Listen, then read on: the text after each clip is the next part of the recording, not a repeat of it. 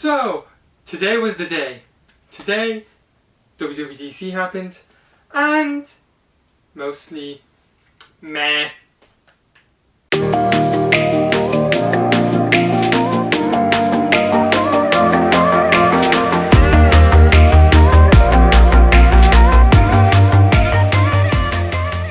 WWDC was kind of boring this year.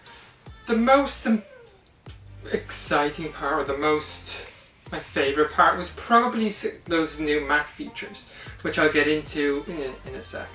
So, I'm going to start with iOS. So, iOS 15. The very first thing they started off with was FaceTime. FaceTime got a bunch of new features. A new grid view, which finally, like that view of everyone moving and being in like a zigzag, that was just annoying. Grid view, finally, a proper video chatting format. Spatial audio, for whatever reason.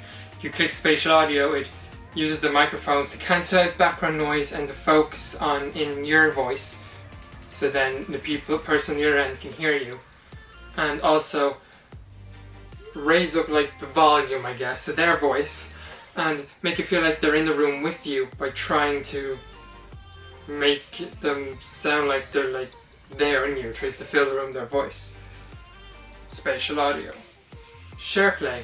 So SharePlay is basically screen sharing or music sharing. So you can watch movies, watch YouTube videos, watch even TikTok for God's sake, and you can have friends come in and watch it with you on FaceTime. Or you can stream music and you can listen to the music in the FaceTime call with your friends rather than having to play from another device in the call. And then people in the call, they can add to the playlist, so they can add what songs they want to the playlist, so then you can make up your own group playlist. This is sound like Spotify but on FaceTime. Portrait video. Yes, for some reason they added it to FaceTime on the front basic ass camera, but didn't add it to the rear camera on the iPhone? What? Maybe they're going to do that this year, the 13 Pro, hopefully. And one of the most biggest upgrades, apart from grid view and screenplay, was Android and Windows compatibility. Now, it's not an app. They tiptoed around it. They like Android and Windows compatibility. Whoop! Touch. Whoop! They basically, what they did was they created something called FaceTime links. When you start a FaceTime call, you can create a FaceTime link and you can send it anywhere, share it anywhere. And if the other person is on an Android or Windows device, they will be able to join the call via the web. So like in browser. So basically it's like Zoom, but FaceTime. It's in browser. You get to go into FaceTime in browser if you're on Android or iOS. So, notifications. So now you have this notification summary panel. So then instead of having a huge long list, you just have a panel of like your notifications basically summarized. The profiles, these notification profiles, there is work, personal, sleep, and I think there's one more that I can't remember right now. And you just set that, and it will only show you notifications from the apps that you allow through, on apps and people that you allow through. So for work, the mail app, Slack, or whatever other app you use to do work stuff. There's a lot of gimmicky stuff, like Photos basically made the slideshows even fancier.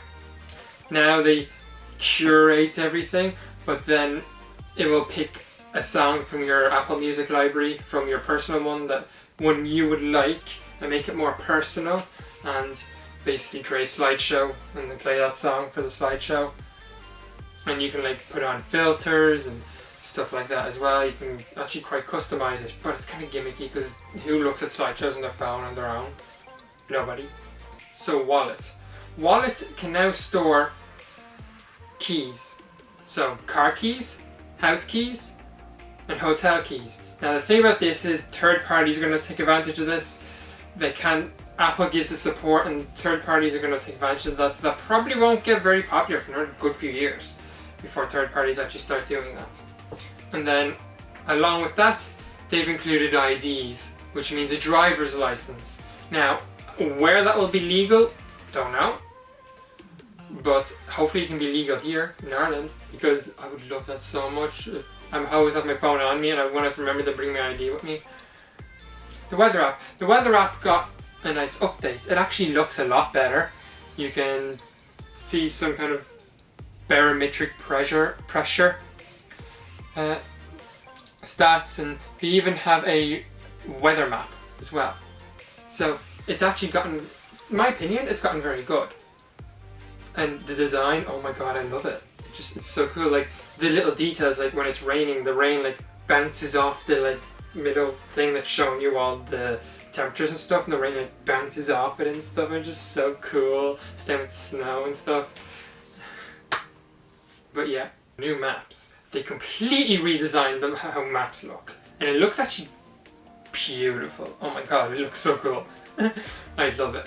Now, when it'll be coming here, I have no idea, but I love it and I can't wait to see it. Also, they added freaking augmented reality directions in maps.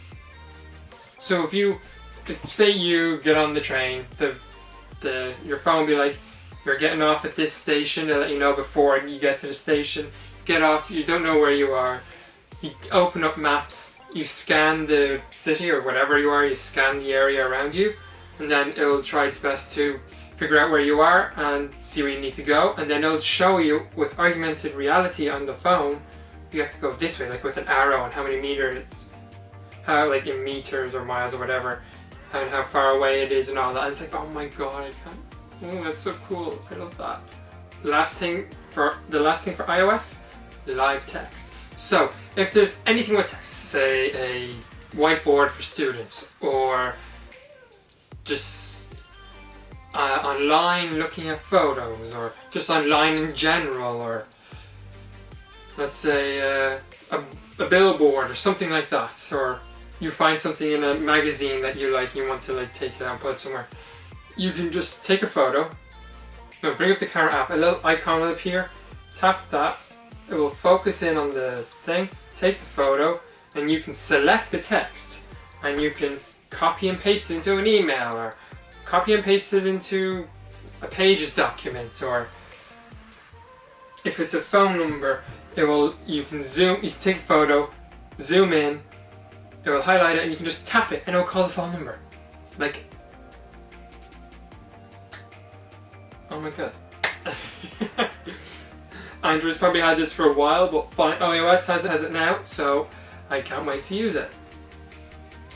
And it's the same thing for like notes on the board. You want to take a picture of them, you select it, and then drag and drop it into notes, or drop into whatever notes app you're using. And it's just like, oh my god. Now, macOS. macOS, in my opinion, got the best updates. It's my favourite one. So, macOS got this thing called Universal Control, which means you can just have your iPad sitting beside your Mac, and have another Mac sitting beside your Mac, and you can use the Mac to control your iPad or control the other Mac. And if you want to, you can just go over to your Mac, start using it, and just do the same thing. So basically, you have the Mac, you can just bring your cursor across from the Mac screen to the iPad screen, and vice versa, and bring it through all three of them. And you can do it with whichever device, doesn't matter. And you don't need to change anything, you don't need to bring anything over. You just go to your other device, start using it, and drag the mouse over, and that's it. And you can bring over files, you can drag and drop files between each one. Next for Mac was redesign tabs. So Safari got a little redesign, some things have been moved around, some options have been put another 3 dots and stuff like that, which is kind of annoying. They made it a little more simple. And tabs have been moved up to the top on either side of the URL bar. So that is, I don't know how to feel about that, but now it matches the color of the page. And tabs just got complete redesign. So you can it all looks more square as of anything of the past few weeks or months. Then there's this tab view that's called tab groups, and it will let you group a bunch of tabs together that you have to come back to later. And this has been such a lifesaver for me. I have over 300 apps, and I'm not kidding, literally over 300 apps and the apps tabs open on my Mac. One Mac. Last but not least, because I'm not going to bother with tvOS, there's literally nothing for that, and watchOS was like very basic stuff. I'm not going to really bother with it. There's just some fitness additions and a new watch face for the just for support for portrait mode photos, and the mindfulness app, which wasn't really much. So iPadOS. They of course added widgets and app library, as we foolishly feckin' drooled over last year and all year. Because now they added that, but not any pro apps. They didn't add any pro apps, which I guess is kind of good for me because I didn't need to worry about my iPad being like outdated for another year. But still, no pro apps. They didn't do anything. So everyone with the M1, they just got screwed over. Like, if you upgraded from a 2018 or 2020 iPad to the M1, you got screwed over. And Apple's going to be getting a lot of returns with this iPadOS update. So we've got widgets and app library. And then basically they got this new shelf feature. This, I don't know what it's meant to be. I think it's supposed to show you, like in Safari, you can have tabs and show them open, or maybe windows. It's window management. The shelf feature is new window management. It's not the window management I wanted. So you can have multiple windows open in Safari, and it'll have them all down on a shelf down the bottom, which I feel like is going to get in the way. I feel like it's going to get annoying. And you can do the same for like other apps and stuff as well. If you have multiple windows open, you can have them open, you can just tap them and switch between them, which can be handy, but why can't we just have them like a macOS? Like, why? Oh yes, that's not literally all they did to the multitasking. Two other things. When you're in this view, here, you can now get an app, drag it over. Well, it's also going to happen now because I also have iPadOS 15. But you can get an app and you can drag it over another one, and it will automatically create a split view in that view of the multitasking. Which I guess is handy and kind of good, but not to what we actually wanted. And the other thing was, now to add another app, all you have to do, say you have two apps open, like, oh no, I didn't mean this app, or I want another app, don't want this app. You just swipe down, it closes the app you swipe down on, and then you find the app, it shows you like the home page, and then you find the app, and then you bring it back up, and the other app was with comes back to the side, because it gets pushed off. So it comes back to the side, and you just continue working, which is cool. But you know what would have made it even better than that? Proper Windows. Microsoft's gonna love this video. And like I already said, watchOS got a new mindfulness app and new portrait photo face, watch face. So yeah, that's basically it. It wasn't that great. My favorite was macOS because, oh my god, it looks great, and the new Safari tab feature, oh, that new Universal Control feature, oh my god, I can't wait to have it. Oh. No hardware, which was kind of expected. It's a software event, it's like a developer's event, it's expected. So I guess I won't be purchasing a new Mac for another few months. So my bank account will be okay for a while. I guess I'll be purchasing a new model train though. I've holding off on that for a while, so I guess I'll do that now.